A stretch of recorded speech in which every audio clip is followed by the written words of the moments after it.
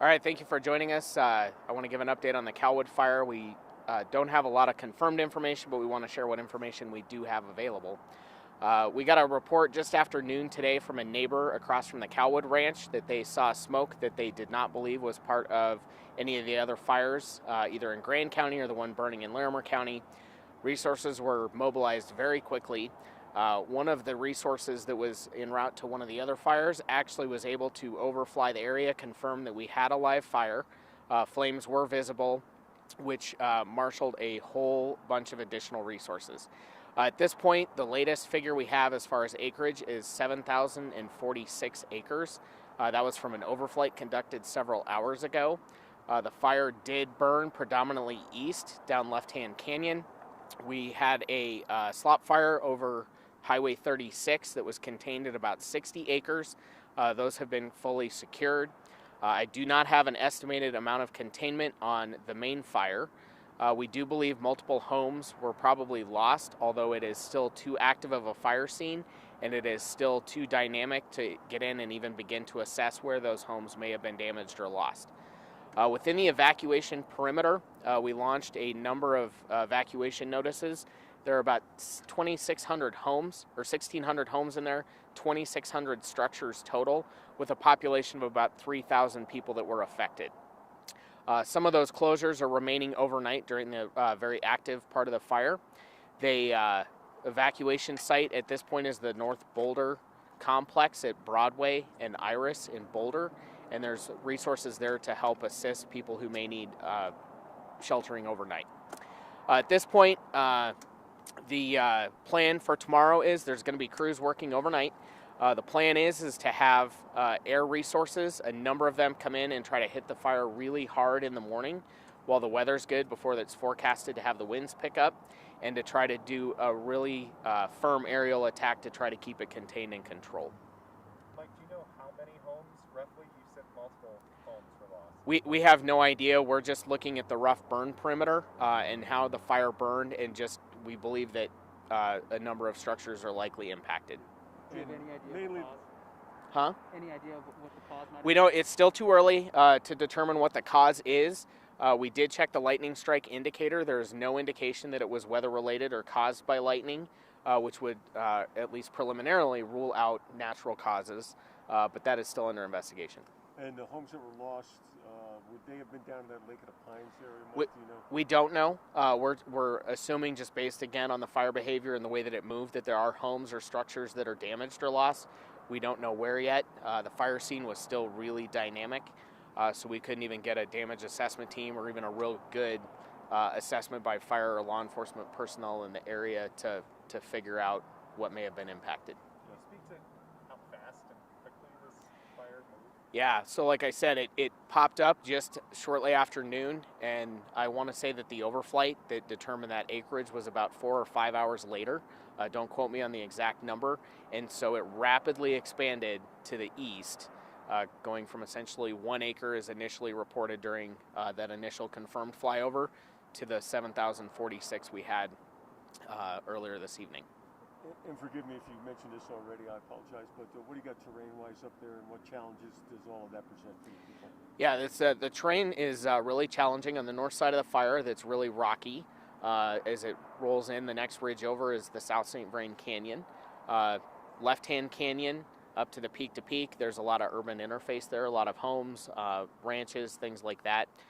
Animal evacuations, animals impacted.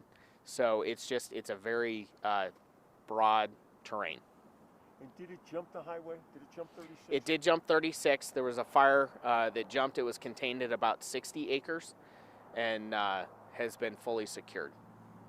And it's all north of Left-Hand?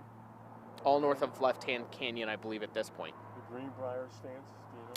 I don't know, but I have not heard that it was damaged. Knowing that Cameron Peak Fire has been burning for a long time, today was a red flag warning. Can you talk about how you guys were feeling and just what conditions were like in Boulder County and what happened today? Well, we've been concerned for some time around the fire danger just locally in Boulder County. We've been in level 2 or stage 2 fire restrictions for a number of weeks Now, countywide, that's pretty atypical. Normally, those level of restrictions are only in the mountainous areas, but it has been so dry and just such high fire danger, combined with lack of firefighting resources because of the number of fires, not only in Colorado, but across the West, that we've been really concerned about it. So we've had several other smaller wildfires that have popped up over the last week or two that thankfully we were able to get out quick. But this one we weren't able to. It just exploded. So again, if you could just one more time repeat yourself, I apologize. The challenge tomorrow and the air attack, how essential would that be? From what I understand, I'm not a firefighter, but from what I understand from fire personnel is that's going to be really important. Their main goal is to try to hit it as hard as they can from the air, to try to knock down as much of the fire as they can before the winds start picking up later in the day. And what is the forecast for tomorrow? My understanding is the forecast is another high fire danger day, and it sounds like it's going to get windier in the afternoon. The winds died down this evening. Was that helpful at all? They did. Again, not being a firefighter, when I was at the command post and walked outside, it was actually fairly calm winds. So we were several miles as the crow flies from the actual fire footprint, but I think that was helpful. Not to put words in your mouth, but does it appear that the luck ran out here during the fire season for Boulder County with this event? Yeah, we've been very fortunate for this late in the season. We have so many recreationalists that are out. We've had so many other just minor things, lightning strike. There's just things that sometimes aren't avoidable, and this one, while we don't know the cause, it exploded quick. So some messaging went out earlier tonight around the town of Lyons, including Apple Valley Road, just in anticipation or preparation to be prepared to evacuate. There's no expectation at this point that that's going to need to occur, but as they're looking, and they meaning fire managers and the incident management team, of how fire may behave tomorrow, that's one of the areas of concern that they just want to give people as much advance notice as possible to be prepared, that if the winds were to shift, if the fire were to shift north or something like that, that is a huge population center. And so the larger the population base, the longer it takes to evacuate and get people to safety. Do we have any idea how many residents themselves have been displaced by the fire? So the evacuation notices that went out that were mandatory, the number of residents was over 2,900, shy of 3,000, somewhere in between there, and about 1,600 homes.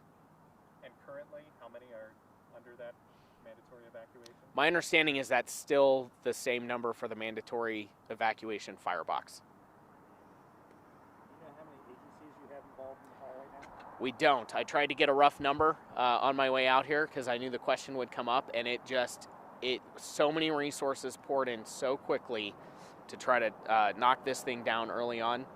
We're still trying to tabulate how many resources we have from how many different locations, departments, agencies. But you made the point before that those resources are spread pretty thin right now. Yeah, I think firefighting resources are spread just really thin across the West is a general statement. We have been getting resource orders filled, and so there are resources coming. But it's been a lot of cooperative work between the fire agencies and fire management teams, understanding you only have so many resources to draw from and to try to, everyone work together. Some people might wonder, with 1,300 people on the Cameron Peak fire, how they can then get enough people out here with you guys. Yes. I mean, it seems complicated. Yeah, it is, and that's why these incident management teams are so critical to effective management of incidents and wildfires, and especially when you get into multiple incidents within close proximity and resource limitations of figuring out how to share resources so that everyone is taken care of.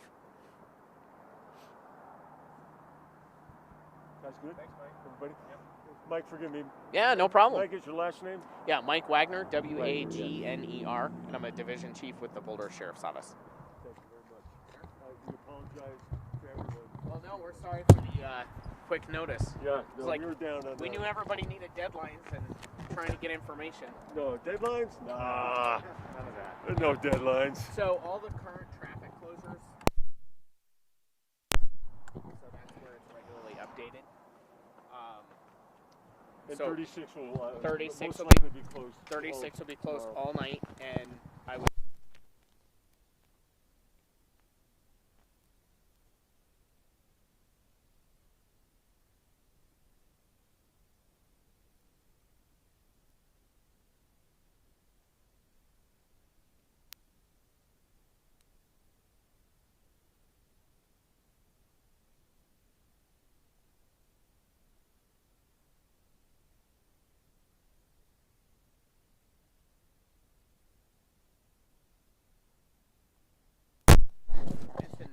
Mix in messaging that initially had gone out, that was maybe a mandatory order, and so that's what got messaged, and then they figured out later on, no, it was a So if I'm advisory. standing in Jamestown, Mercantile? Yep.